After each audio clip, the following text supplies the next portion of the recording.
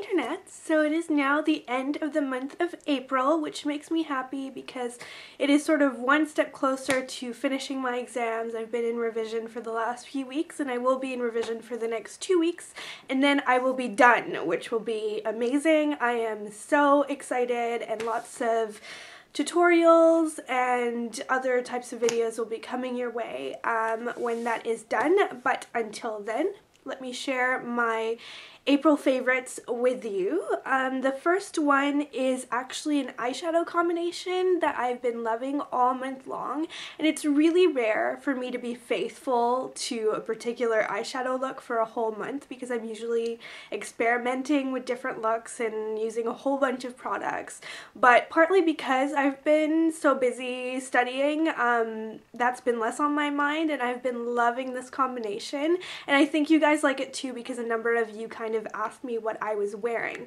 So I've been wearing 3 eyeshadows together, which sounds like a lot, but the nice thing about this look is that they really require no blending at all and no work. I just kind of slap them on and they look really good together and just kind of blend into each other naturally. And to show them to you together, this is Milani's Baked Eyeshadow in the color Intermix, which I got in a swap with Amanda Rain, and I'm so happy she picked this out for me because I adore it. It is a gorgeous bronze color. Then there's Steelist Kitten, which I'm sure you guys have heard of before. It is an eternal favorite of mine. It's both a great lid color and a great highlight color as well. And then there's Max Mulch. So doing a gradient from light to dark, you can see how well these colors go together. We have Kitten right here, which is just the most illuminated peachy gold ever. It reminds me a little bit of CoverGirl Champagne eyeshadow, which is an all-time favorite drugstore product for me, but it really does have an extra something to it because of the peach undertones. It also reminds me of MAC's All That Glitters, but it has a lot less pink to it, and for my skin tone it just looks so pretty and really wakes my eyes up, which I love. Then in the middle we have the Milani shadow, which I've been wearing in the crease and just kind of a lot of it on the eyelid because it blends so well into the Steelist Kitten. They really like each other, if that makes sense.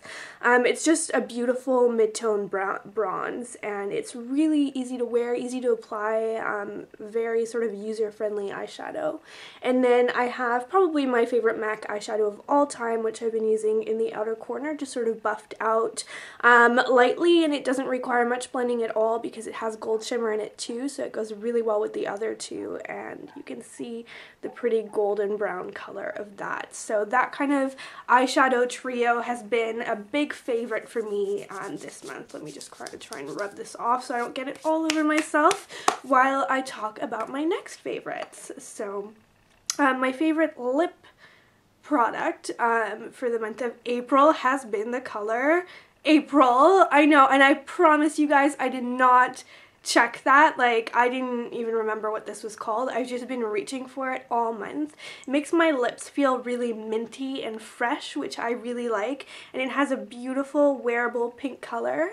Here's a swatch of it, but it's just a classic pink lip gloss and I adore it. It's from the brand Buxom from the Bare Sensuals line, and I got this in a kit way back when I was in Hawaii at Christmas time, and out of all of them, this is the one that I reach for most, and it looks like it's full, but it's starting to make its way towards being empty. You just can't really see it in the tube, but I can see it, and I'm gonna have to buy a full size of it because I just love it that much. Like, I think it's definitely one of my all-time favorite pink lip glosses by now.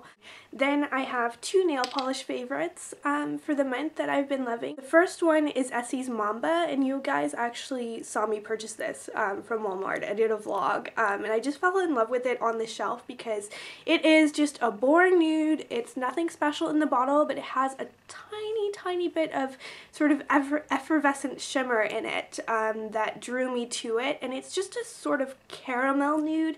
It's really flattering, really pretty. I don't have it on my nails right now, unfortunately. I took it off, but if you want to check out my Twitter, which I will link below, I took a picture of it so that you guys can see it, and I really do like this. It's hard for me to find nudes that look good on my nails, but this one is a winner for sure, and I adore it. And I've just had the shortest nails nails recently because they've been really damaged from wearing gel nails, and the Essie polish has just been a lifesaver. It looks really, really good on whatever nail length you have. It looks immediately more polished. A long time ago, I read a study about the color red and how it kind of stimulates us and helps with memory and retaining information. So, of course, what I would make of that, because I'm crazy, is that I should paint my nails red when I study. So sometimes I've been also wearing red nail polish, and this was in my nail polish favorites that I put up recently. This is Red My Fortune Cookie, and this is the one that I've been wearing, the sort of bright color that I've been wearing the most this month, and I have it on my toes right now as well. It looks really pretty and bright. I love it. It is the perfect wearable corally red, and yeah, that's been a favorite too. And I guess my final makeup favorite, we've kind of sped through this, I guess maybe because I've just been kind of reaching for really easy products this month, is another product that I got from my swap with Amanda, and this is the color 01 Amber Nectar, also from Milani. I've loved these two Milani products. I am blown away by their quality and pigmentation. Maybe I'm biased because they say they're made in Italy and I'm part Italian, but I think the quality of them is just outstanding. And this is a really neat product because it's sort of a midway between a highlighter and a bronzer. I think of it as a rose gold highlighter, and I've done a swatch of this before and it really doesn't do it justice to show you that, but I think what you do see from that on my finger is that it's not too shimmery at all. It's got just the slightest sheen, and they actually recommend using it as a bronzer. I would not put it all over my face. I would use it to blend out my bronzer, and I've been using it for the whole month just as a kind of highlighter on top of my cheekbones, and I'm wearing it right now, and I think you can just see that catch the light. I adore the way this looks, and for this period of the year, it is such a sort of nice product to be able to wear because I feel like it's too early for me to be reaching for bronzer. I'm very, very pale after winter, and I'm always pale really, even during the summer. So having a product like this to sort of warm up and wake up my skin is really, really nice, and it looks so pretty in the pan as well. It's like little gold and peach roses. Next I have two body products. I have been exploring Burt's Bees, which they sell at my local Walmart actually, and trying different products from them, and these are the winners that I got. One of them is a shower gel, and the other one is also a shower gel. And the reason that I have two shower gels is not because I'm exceedingly grimy, or at least I hope it's not. I use one of them as a shower gel and the other I do not use it for that purpose. So the one I actually use as a shower gel is the Extra Energizing Citrus and Ginger Root Body Wash. And yeah, that's all you need to know about it. It is just so refreshing and citrusy. When you first put it on in the shower, you definitely can smell that fresh ginger sort of zing, which I love after I've been for a run. It's a really nice smell to sort of lather up with. If you don't like ginger, you're probably not going to like this, but it isn't overwhelmingly gingerified because it has also a lot of citrus smell to it that comes out after. Definitely a lot of grapefruit. It just smells so fresh and nice, and I've been loving it. It comes up to a really nice lather as well, which is somewhat surprising because it's a sulfate-free, mostly natural product, but I find that this works awesome and lathers better than, like, let's say any Lush shower gel that I've tried, which are not sulfate free. And then the other body wash from Burt's Bees, this is not a great shower wash. That is the purpose that I bought this for was to use as a shower wash because I thought it would be really moisturizing since it's got the milk and shea butter. But it really isn't. It doesn't come up to a good lather. It's very thin. So unless you like that, or you tend to use, you know, really fluffy loofah in the shower so that you won't mind that as much, I don't recommend this as a shower gel at all. I recommend the other one. But that said, I have been just kind of trying to use up my Lush products and not buy anymore, and I'm actually starting to run out now. So I started using this in the bath as a sort of bath bath milk and bubble bath, and once you add it into your running water, that's when it really foams up and it produces a really nice sort of bubble bath. It reminds me of that kind of Cleopatra bath because it has that milky quality. It's really good for your skin to have that lactic acid in the bath water. It's just very softening and will help get your skin ready for spring, but the reason I use it is because it smells great. It smells like honey and milk, and it's just really relaxing.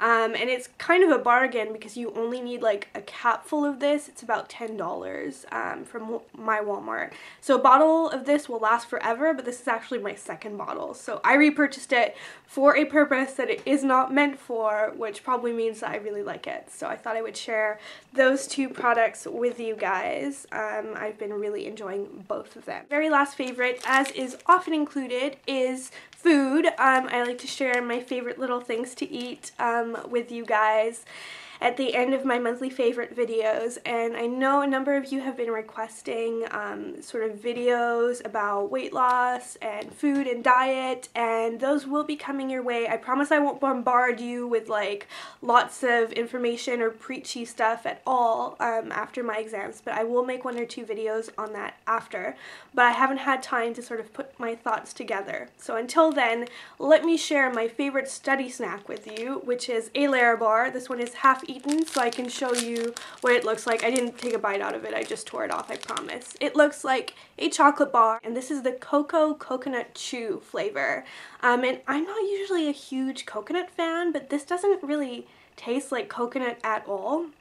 Although that said, their coconut cream pie one, even though I don't like coconut, tastes amazing. It is so good. It is like cake. But this one is amazing for when you feel like eating chocolate cake. It has pieces of almonds in it, and it has a base made of dates and coconut, but what really comes through is that sort of cocoa-rich flavor, and it is just so chewy and delicious. So yeah, that's it. Those are my monthly favorites. I hope you guys enjoyed this video, and I will see you next time. Bye!